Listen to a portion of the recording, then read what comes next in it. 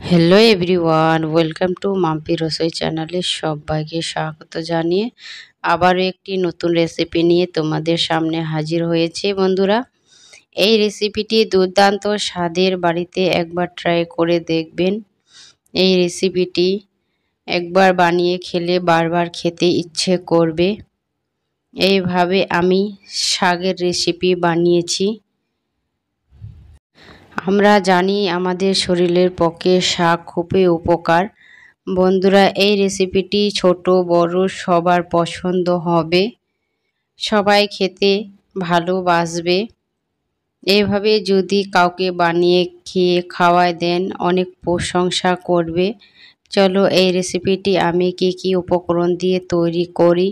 এখানে রসুনের কোয়া নিয়েছি কটা, আদা নিয়েছি হাফ টুকরো, তারপরে শুকনো লঙ্কা নিয়েছি। এই রেসিপিটি আমি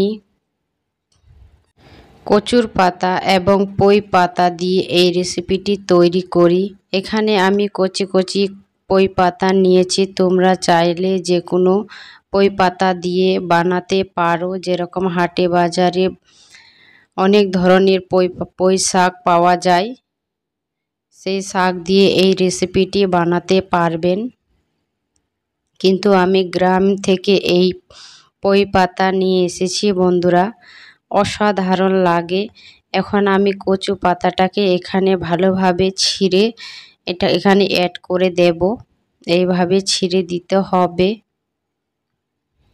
এই রেসিপিটি খেতে অসাধারণ লাগে। এইভাবে মিক্স করে দিতে হবে। এ পর্যায়ে এখন আমি আদা নিয়েছি, তারপর কটা রসুনের কোয়া নিয়েছি, এখানে শুকনো লঙ্কা নিয়েছি। তোমরা চাইলে কাঁচা লঙ্কা দিয়ে এই রেসিপিটি বানাতে পারো। পরিমাণ মতো পানি দিয়ে এটাকে একটা পেস্ট বানিয়ে নেব। এইভাবে আমার পেস্টটি বানানো হয়ে গেছে।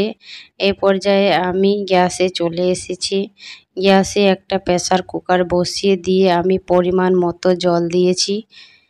এখানে পরিমাণ মতো জল দেবেন, বেশি জল দিলে পাতলা হয়ে যাবে। এই জন্য বলছি, আমি যেরকম করে তৈরি করি সেরকম করে এই রেসিপিটি তৈরি করলে খেতে অসাধারণ লাগে। এখন আমি যে মশলাটা পেস্ট করে রেখেছিলাম সেটা দিয়ে দিয়েছি। পরিমাণ মতো নুন দিয়েছি। এখানে আমি হাফ টিস্পুন দিয়ে দিয়েছি খাওয়ার সোডা। সোডা দিলে এই রেসিপিটি খেতে অসাধারণ লাগে। কেন বলো তো বন্ধুরা, এখানে আমি কচু পাতা দিয়েছি। কচু পাতা না গলায় ধরার জন্য এই খাওয়ার সোডা দিতে হয়। এ পর্যায়ে আমি সাদা তেল অ্যাড করেছি 2 চামচের মতো। এখানে আমি নেড়ে চেড়ে এখানে 2 মিনিটের মতো ঢাকনা দিয়ে দেব। এটাকে ভালোভাবে ফুটিয়ে নেব। জলটাকে ভালোভাবে ফুটিয়ে নিতে হবে। তারপরে আমি এই শাকটাকে দিয়ে দেব। সব শাক এভাবে দিয়ে আমি ভালোভাবে নেড়ে চেড়ে নেব। এখানে নেড়ে চেড়ে ভালোভাবে দিতে হবে। এই পর্যায়ে আমি 2 মিনিটের মতো ঢাকনা দিয়ে দেব। এইখানে সিটি লাগালে হবে না বন্ধুরা, এমনি উপরে এটা দিয়ে চেপে দিতে হবে।